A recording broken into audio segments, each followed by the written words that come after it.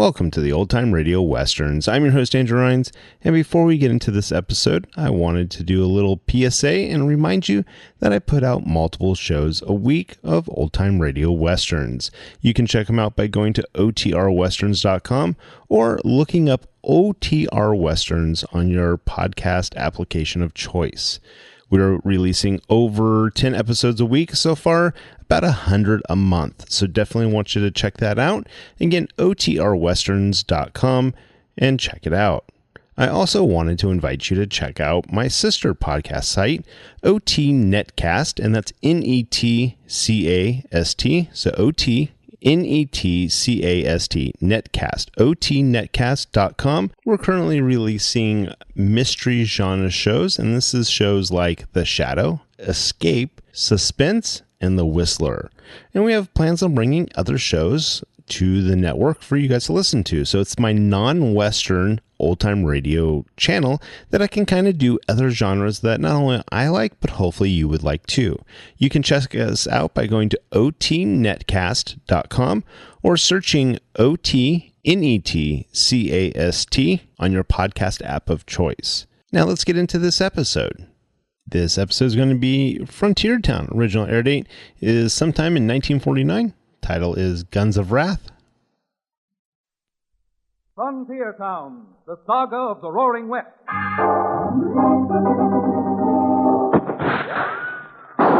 Frontier Town. El Paso, Cheyenne, Calgary, Tombstone. Frontier Town.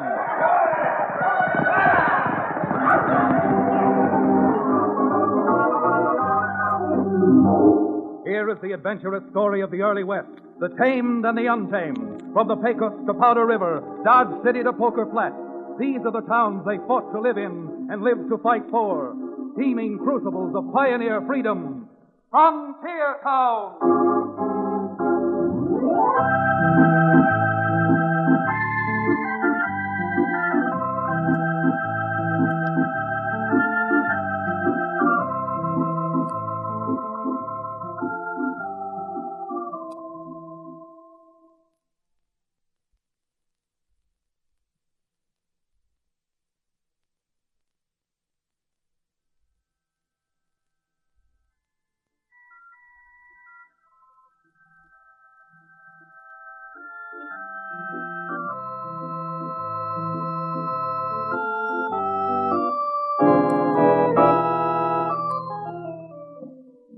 You know, down in Dos Rios, that's the little frontier town I come from and where I'm the only lawyer. The law business certainly takes many a peculiar turn. Folks seem to come to a cowtown lawyer like Chad Remington, that's me, for almost any kind of advice, and for help in almost any kind of trouble. And trouble, believe me, we have aplenty out on the roaring, roistering frontier. Of course, a lot of our troubles aren't brought to me. They just happen. Like the trouble we had just a few weeks ago. Mister, that was bad trouble. Real bad trouble. Cherokee O'Bannon, the ex-medicine man who runs the Dos Rios livery stable, now that he's reformed, somewhat, had gone with me to the judge's for supper. To Cherokee, the principal attraction was the supper. Me, it was the judge's daughter, Libby. Well, we were finishing off one of Libby's lemon sponge pies when... Is something wrong, Cherokee? Now, come on, Cherokee. There is something wrong. You're staring at your cup as if you'd never seen coffee before. Oh, come on, O'Bannon. The judge and Libby have caught you with your jaw down. What's wrong? Well, to be perfectly honest with you, I was just reflecting on what a spot of brandy might do to enhance the flavor of this mocha and java. Well, Cherokee, I haven't got any brandy, but I have got a bit of wine. Wine? My dear Chad. Chad, it sounds as if there's trouble down in town. It sure does, Libby. And from the little I can see here through the window, I'd say someone's raiding the Wells Fargo office. Wells Fargo? Libby, you stay here. Cherokee, get the judge's rifle off the wall. Let's get going fast.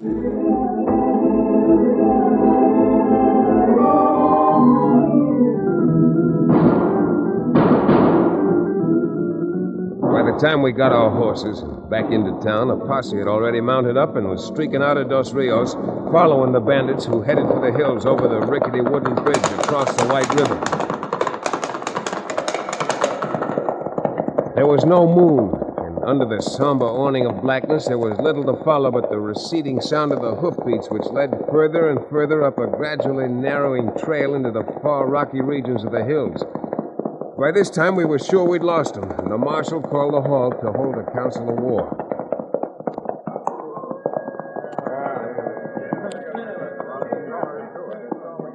Well, Marshal, what do we do now? I can't say right off, Judge. And I got a pretty good notion that the leader of that bunch was Ab Cleaver. He's been pulling raids not too far from here lately. Well, even though I've heard this Cleaver gent is as smart as a rattlesnake backed into his hole, I think he's making a mistake this time. What do you mean, Cherokee? Well, Marshal, I think Cherokee means they've ridden in the sort of a cul-de-sac, a bottleneck. Because except for Lars Peterson's ranch, there's nothing back up in those hills but rim rock that runs straight up, and the headwaters of the White River. Chad, I do believe you're right. Once they ride past Peterson's ranch, they literally have their backs to the wall, and we can starve them out. Well, I'll be doggone. Derned if you're all not right. Mac, you take 4 men and crawl up to the rim behind them 2 creeks up there that flow into the river. Half a dozen of you other fellas go with my chief deputy, Andy Thomas, and form a half circle down here.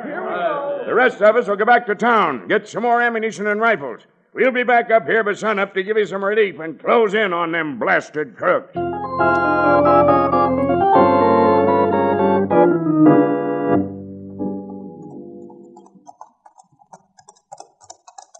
Watch it, Cherokee. Riding around this rim the way you're silhouetted, you make a perfect target if any of Cleveland's men. Belly blue blazes, Chad. That drilled a hole right through my Stetson. Well, it proves one thing. We're not going to catch them napping. Can you see any of our boys around here? Well, let me see now. Yeah. Isn't that the chief deputy, Andy Thomas, squatting down behind that?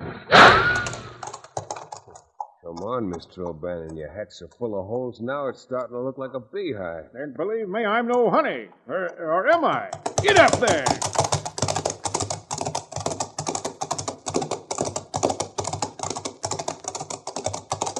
Oh, boy. Hold it. Oh. Yeah. Anything happen, Andy? Nothing but that sniping. Can you see them down there? Nope. Just a puff of smoke when they throw a shot up here. Well, the marshal said he'd be up with some lunch for you around noontime. But meantime, here are 2 extra rifles and 300 rounds of shells and a spyglass the judge's father used at Gettysburg. Oh, thanks, Chad. And tell the marshal not to forget a plug of my chawing tobacco. All up here for gosh knows how. Chad, ain't you listening to me? Oh, I'm sorry, Andy. I was looking down to where they've got Cleaver and his gang sewed up. Without ladders, they'll never be able to get up here, but they could move off to the east a few hundred yards and come up behind the Peterson place. If they did, with what supplies they could get from there, this siege might last for months. I'd like to see them try it. Lars Peterson and Helga are about the 2 most stubborn Swedes I ever encountered. Wouldn't buy a bottle of my rattlesnake oil for 2 bits. They'd fight Cleaver and his whole gang to a fairly well. Well, just the same, I think the thing to do is to go back to town and call a little strategy meeting. What we've got to do is figure every possible move Cleaver might make and have some counter tactics ready. Well, can't lose nothing by getting your heads together. Just a few heads. Well, there isn't a person in this entire valley who has the time to spare 2 months until Cleaver's starved out, if he does manage to get some supplies. Confound that nefarious, no-good nitwit. When I get back to town, I'm going to write Mr. Stetson a letter. What we need out here is a hat that's bulletproof.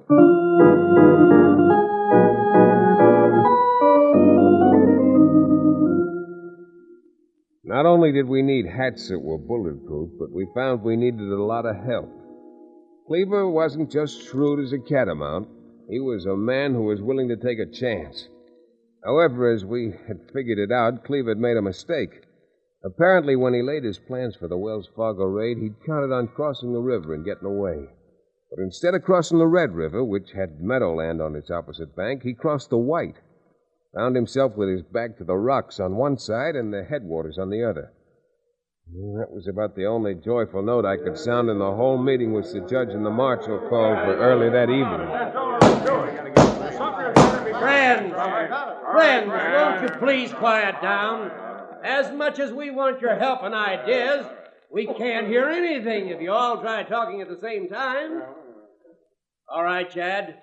Would you go on with what you were saying? Well, there's not much more, George.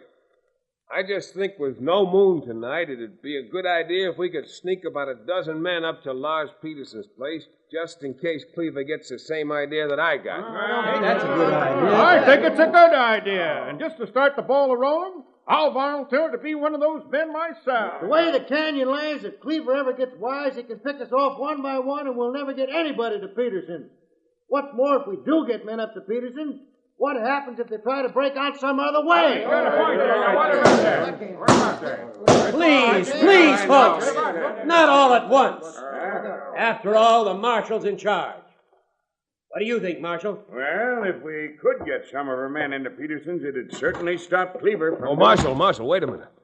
Who just came in? Helga Peterson. Good, you brought here for the meeting because I come here with bad news. Bad news, Helga? Blazing bull blue blisters. Bad news. Now what? Come on, Helga. You better come up here on the platform so we can all hear you. Oh, this is the most awful thing. Nothing so bad ever happened to me, never. Yes, but what is it, Helga? What happened? Those bad men, those crooks, they break into our house. Oh, no. And sidewinders, now we are in for it. Oh, what happened to your husband? What happened to Lars? Lars fight. He fight all he could. He fight like wild man, but those outlaws beat him on the head and take him prisoner. How does it happen you got away, Olga? He didn't get away. They let me go and tell me to come down here and give you a message, and by jumping Yemeni is the worst job I ever had to do. That crook Abe Cleaver, he say, unless you get him and his men out of Canyon and ride away, they dam up headwaters of White River, and it blow up them and flood out whole town. Oh, now, don't go getting excited. They can't flood the town. It's impossible. I'm afraid it's not impossible, Marshal. Well, Where they're located, they could dam up that water in no time. Already they got men damming up water. And with the water dammed up, even a child could divert it and let it come roaring down on the town. It's dagnabbit, I say do it. Let them crooks loose. You can't be serious. I can't I? You think we're going to lose our ranches and our stores and everything we own just to catch some sidewinding crooks who haven't done us any harm? Folks, friends, are you a lot of sheep? Are you going to let a low-down, double-dyed common murderer stampede you into cowardice? I and take it from a man who knows. If you accede to this nefarious demand, you'll never be able to live with yourselves. For shame! Neighbors, maybe I haven't always been right, but I think everyone here will grant that I've never consciously worked against the interest of my friends and my town. What are you doing, Chad? Running for congressman? This is no matter for laughing. This is serious. And even though Abe Cleaver is holding me their husband, it's what you call it. As hostage? Yeah, hostage. I tell you, we must not do what Crook said. We must fight. We must fight back. I say keep Helga here to start with. No sense sending her back to suffer along with Lars. When Helga doesn't come back, that'll be Cleaver's answer. By the time he realizes that is his answer, we ought to be able to figure something out. And come ebb tide or high water, we'll fight for this valley like men. Not like the yellow-spined cowards those owl hoots really are.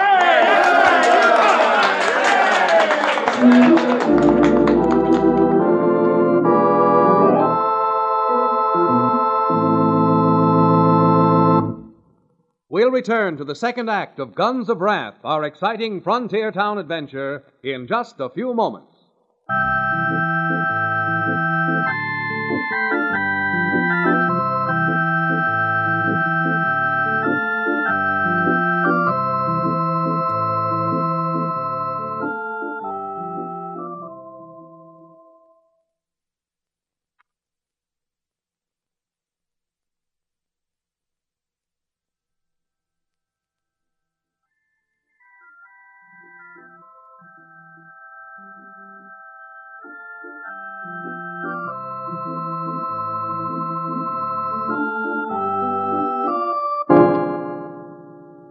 And now, Frontier Town.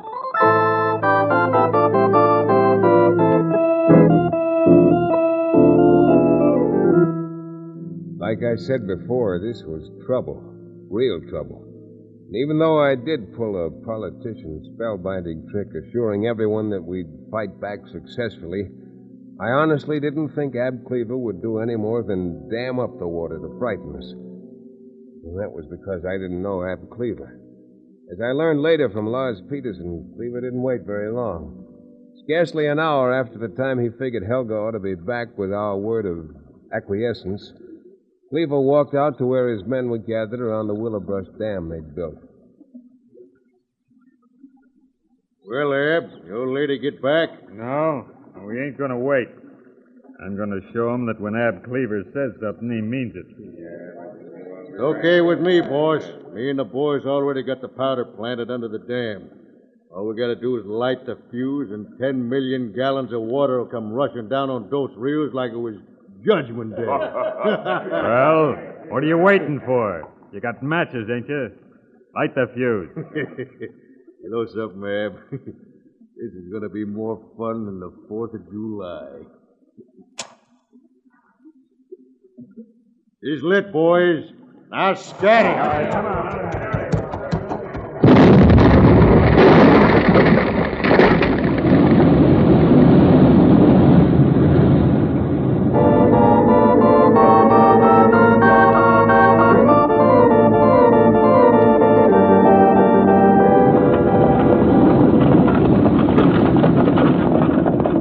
Mrs. Hunter, head for those rocks up there.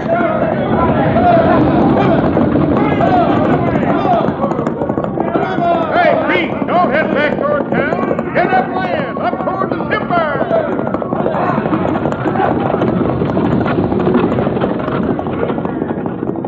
Bessie, give me the baby and follow me. Meet you up on Square Top.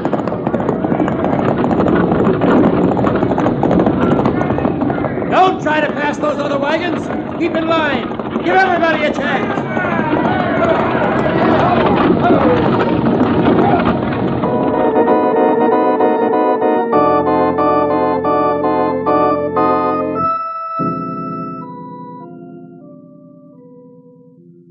Yep, Ab Cleaver crossed me up, and Dos Rios was underwater. But the strange thing was, and we could see it from our vantage point up in the rocks of Crow's Nest, the town wasn't wiped out. Far from it. It was just as if the river had swollen in a flash spring flood, flowed over its banks, and covered the streets of the town with about 3 feet of silt-filled, muddy water. Now, the judge, Libby, Cherokee, and I pondered this. Tried to figure it out as we looked down on the sodden town. Why, this is no worse than that spring flood we had when I was a little girl. Maybe not even as bad. No question about it, Libby. But I, for one, can't make it out. You think Cleaver figures that with only a few feet of water, we'll go back into town? And then he'll let the rest of it loose and really drown us? Well, with a man like that, I suppose anything's possible. Not this time. Because if he had wanted to drown us, he could have done it in the first place. By George, you're right.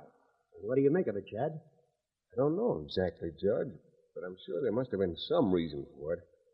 Just trying to put myself in Ab Cleaver's place and figure out what he could possibly have had. Doggone it, I think I got it. Got it? Got what? You see?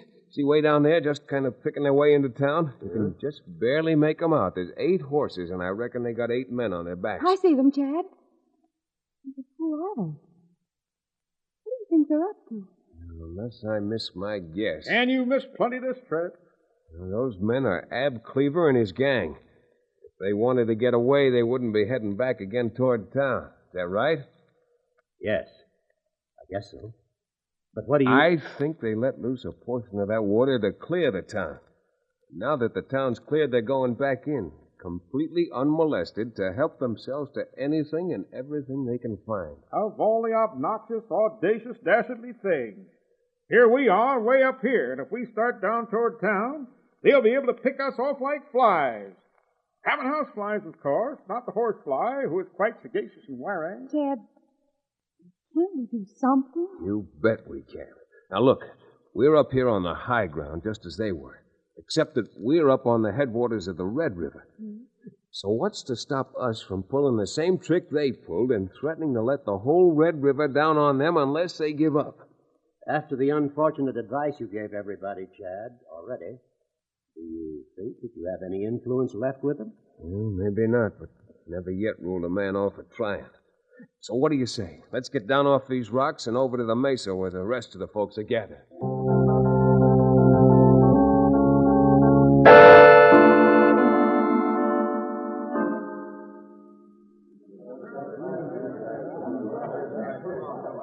Doggone it, Chad. 2 wrongs don't make a right. If we dammed up the Red River, we might finish Dos Rios for fair. By yours, that's what I say. Enough is enough. Let them crooks get away. Let's get back to our home. That's what I say. But you can't. You can't quit when you've gone this far. Now, look, don't you see? If you men will get back up in the hills and start building the dam, I can circle down with the marshal and a posse and we'll have them cut off. Caught between the flood, we can let loose on them. And enough lead to make a lot of them look like lace curtains. It's just a trick, a trap. Dad just wants to threaten them. And if Cleaver won't give up and you don't want to let the water down on him, you don't have to. Folks, this time, Chad's right. I'm blamed if I don't think so. If you folks are willing to help, me and my men will risk our lives. Won't we, boys? What are you looking at me for, Marshal? Well, if we ride, you'll ride with us, won't you, Cherokee? Well, when you put it that way, Chad, yes. And what about the rest of you? All right, then. Let's knock on these horses.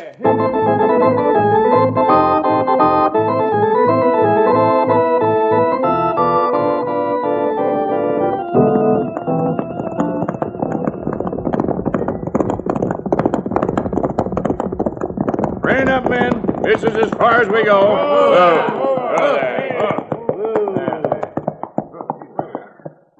Chad, I'll be blamed. You were right. See? Those men are ransacking the stores and loading everything they can onto their horses. Well, how are you going to powwow with Cleaver from here? You just watch, Cherokee. Hey, Cleaver! Cleaver, can you hear us? There, we're up here, over your heads. To the east, up by the Quakies. See you, Chad. See? Looking up here. Cleaver, you've ridden yourself into a trap by coming back into Dos Rios. I'm here with the marshal and a 20-man posse. The rest of the town is back up in the hills. They're all set to let the Red River roar down behind you. Now, if you got any brains at all, you'll quit. This is the marshal, Cleaver, and we're giving you just 1 minute to make up your mind. Well, I'll be hanged. I'll take that back. I'll be blamed. You see them? They've all got their heads together, talking it over. Chad, I believe this is going to work. It looks like they've made their minds up. All right, Marshal! You win! Cleaver, tell your men to throw your guns into the street. We're coming down. All right, boys. Let's get going.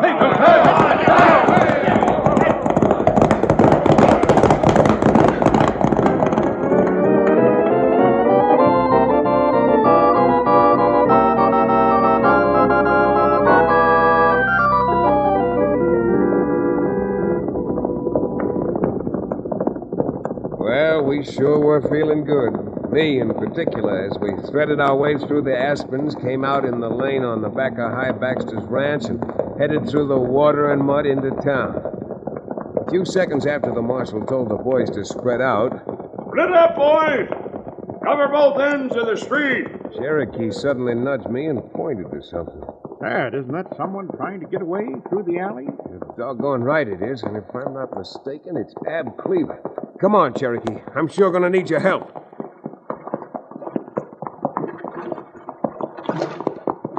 Cleaver, the farther you run now, the farther you're going to bounce later when I drag you back to town. Oh, so that's the way you want to play, huh? Glad you're wearing your gun. What's the matter with you? Perforate that prodigious poltroon. Nothing doing, Cherokee. I got plans for that buzzard.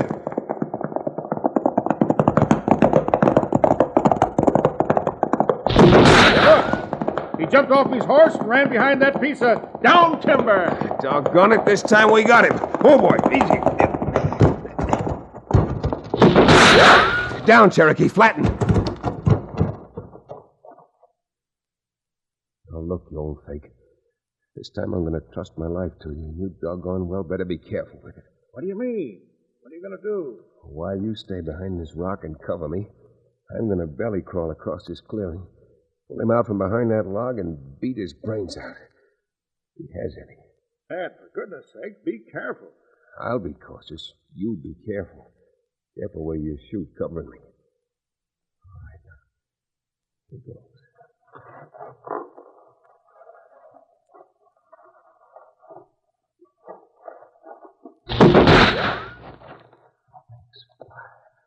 Chad, look out!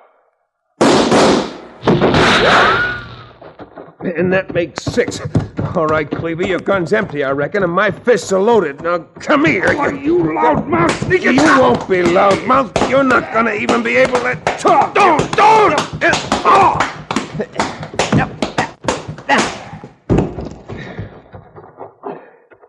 All right, Cherokee. I bruised my knuckles on this polecat's chin. You grab him and sling him over your horse. We're going back to town loaded with skunk. Well,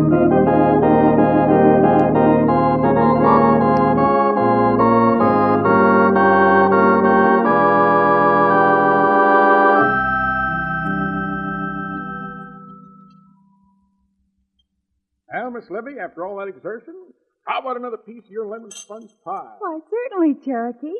More coffee? I guess Cherokee will take a second cup of coffee if you, if you give him something to, put in it. Well, I still have that wine in the cupboard. Well, now, Judge, I really No, wait just a minute. What kind of wine is it, Judge? It's a very wonderful, rare old port. I rather think... Oh, Cherokee. Now, don't say you're going to turn down a libation. A little port wine? Indeed, sir, I am not. Because with a man of my character, it's any port in a storm.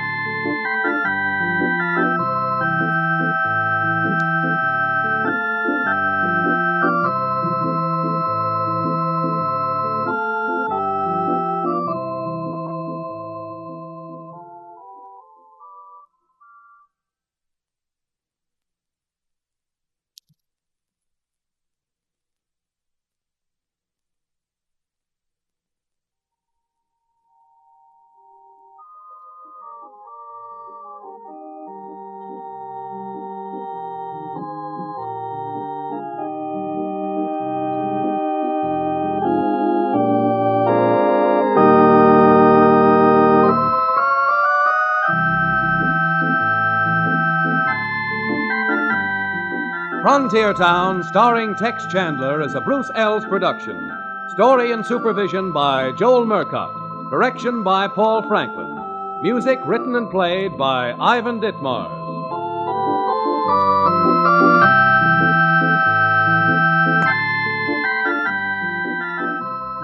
Be sure to be with us again, same time next week, for another fine action-adventure story with your favorite young Western star, Tex Chandler. And now this is Bill Foreman telling you that Frontier Town came to you from Hollywood.